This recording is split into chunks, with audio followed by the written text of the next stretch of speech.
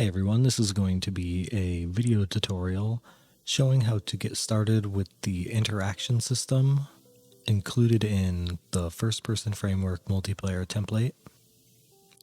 I plan on showing you how to make your own interactable actors from scratch, as well as talk about a little bit of what's going on under the hood, and briefly mention some multiplayer gameplay fundamentals that you should keep in mind when using the template. So let's get started.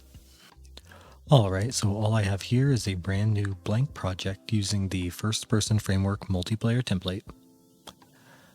I want to briefly talk about how the interaction system works, just so you have an idea of what you're working with before you go into creating your own custom actors. So the way the system works by default is essentially just your character looks at something, hits the designated key for interacting, and if that actor utilizes the interaction component, something will happen. And this is all completely replicated, ready for multiplayer gameplay. Should be pretty simple.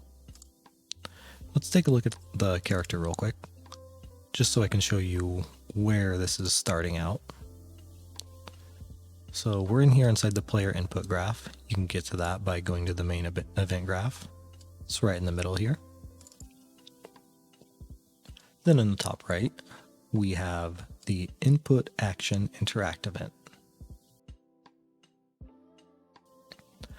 As you can see when I hover here, it is the event for when the keys bound to input action interact are pressed or released. So by default, I have this set to F. It can be changed by you or the player inside the settings menu or inside your own project settings. So when we press the key, we see if there's an actor in focus. If so, is it interactable? So does it have the interaction component? If so, can we pick it up? That's something I'll be covering in later videos. But for now, we'll assume no, we can't, and we are going to interact with it directly. So if we double click this, we'll see that it takes us over to our networking graph, and we have an event here that executes on the server. So this is making a request for the server to interact using the interaction component with whatever actor is utilizing it. If we double click on this, it'll take us right into our interaction component. So we've got a few things going on in here, but the one thing I want to focus on right now is just this interact event. That's what we are calling when we look at an actor and press our interaction key. This is going to call the onInteract event inside of whatever actor is utilizing the component. So I'll show you how to implement that. You can implement the interaction component into any actor in your game. Today I want to show you how to implement it into a brand new actor, one that we create from scratch. I think a good example would be a campfire, so let's go ahead and create that. Just for organization's sake, I like to go to the demo folder, click on interactables, then put it somewhere in here. Let's right click, create a blueprint class, select parent class actor. Let's call this FPFM Campfire. Now we can double click on that to open it up. So as you can see, totally blank actor. A couple things you'll always have to do to start out when you're making interactable actors in the template is, first of all, add the interaction component. So click add in the components panel. Type FPFM. Your interaction component should show up. Click on that to add it. Now you have access to all of these variables and a few different events that you can add into your event graph. The one other thing you'll need to do is click on the name of your actor here, go to the details panel, scroll down to replication, find the replicates option, and toggle that on. If that's not on, your actor won't be considered for replication at all, no matter what you do, and you just won't be able to get the functionality that you want in a multiplayer game. So I guess we should make this look a bit like a campfire.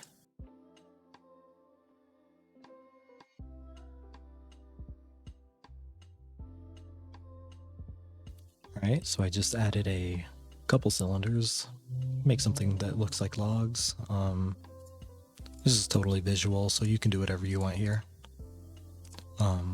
One thing I will have you add for sure is a flame particle effect that is included in the template. So let's click add. Let's go to Niagara particle system component. Let's call that flame. And we can go over to our details panel, Niagara system asset, and find FXS flame. It's pretty small by default, so let's go up here and change the scale to something like 50. That looks a bit better. Alright, so in a game, what would typically happen, I think, interacting with a campfire is either lighting it or extinguishing it. If we want to be able to walk up and light our fire, we should go ahead and make sure we have the flame selected. Find auto activate in the details panel and turn that off. That way we can just turn it on when we walk up to it. Let's head over to our event graph. Now, how would we turn this fire on? So whether it was a single or multiplayer game, this would work the same way. Let's just drag it out into our event graph, drag off of that, and type activate. Here we have a function called activate, and this should turn our flame on. Just starts the particle system, but should look like the fire is being lit. Now, where would we hook this up? So remember, we looked at our interaction component earlier and we had that interact event. So we can add that into our actor here simply by right clicking on the interaction component, go to add event, and add on interact. So this is going to be called anytime that a character looks at this actor and clicks their interaction key, whatever you have that designated to. By default, I have it set to F. We could hook that up directly, but as we saw, this just happens on the server, which is good. It gets us halfway there, but for visual effects, like starting and stopping a particle system, we're going to have to use a multicast event. So a multicast event just means it's coming from the server and then executing on all clients individually. So everyone will see that visual effect happening. To add that, we can right click, add a custom event, call it something like multicast light.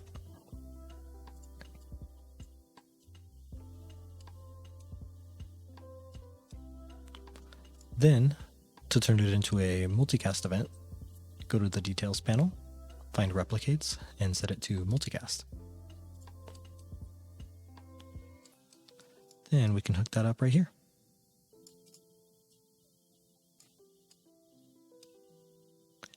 And we could call that multicast event from our onInteract event by dragging off there and searching for it. There it is. And then this will light our fire. Let's check it to make sure it's working.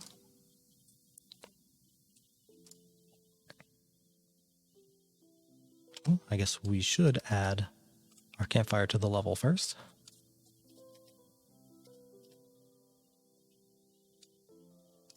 Play. Now in the top left here, I have my client. In the background, this is the server watching. should be able to walk up, get in range, click F, and we are interacting.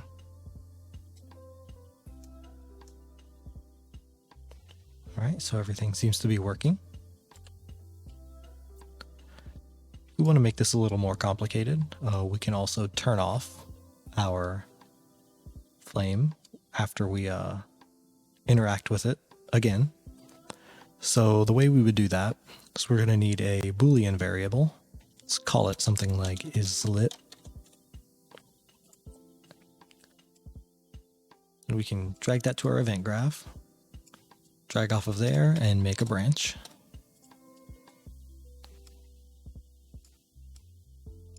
Let's hook that up to our onInteract event. So we only want to light the fire if it's not lit.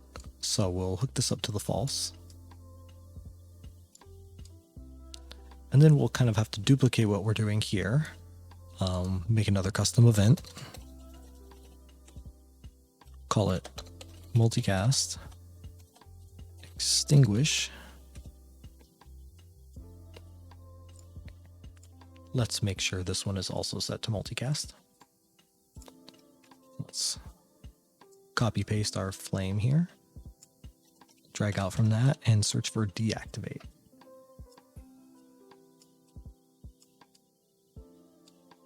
Okay. So then we can hook this up to our true node.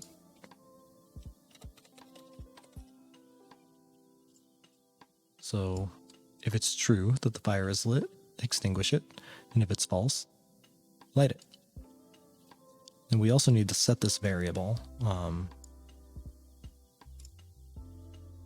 If we extinguish, we need to turn it off.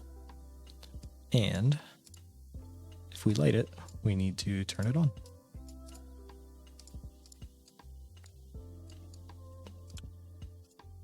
Let's see if that's working.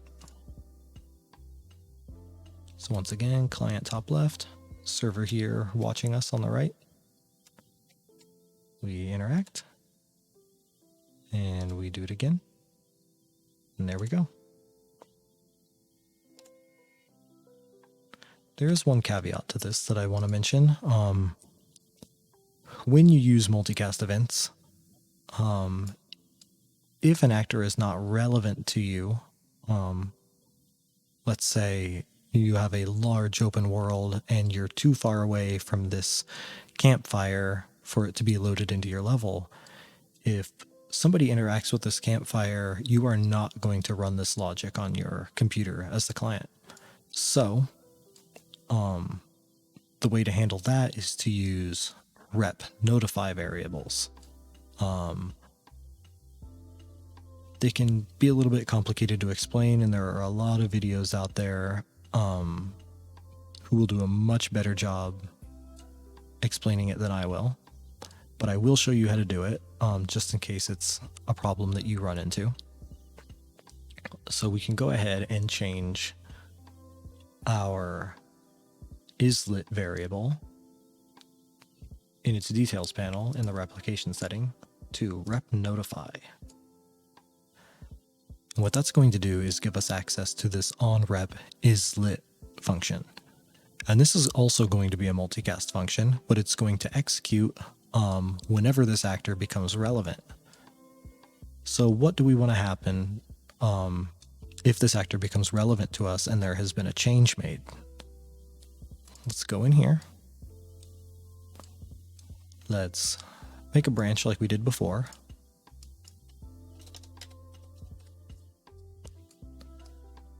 So when this becomes relevant, we want to check, is it lit? And if it is, we want to make sure that this fire is turned on for us. So let's drag our flame in again, and we'll activate it. Wrong event there.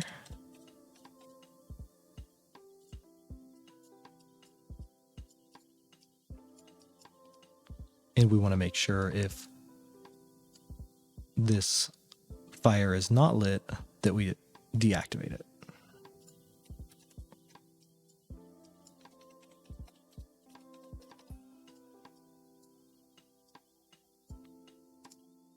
And this is something you won't see really at all.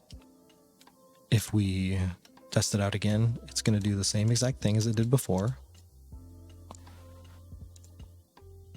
but with the added functionality that in a large open world, or if players are joining late, this visual effect is going to update for them as well.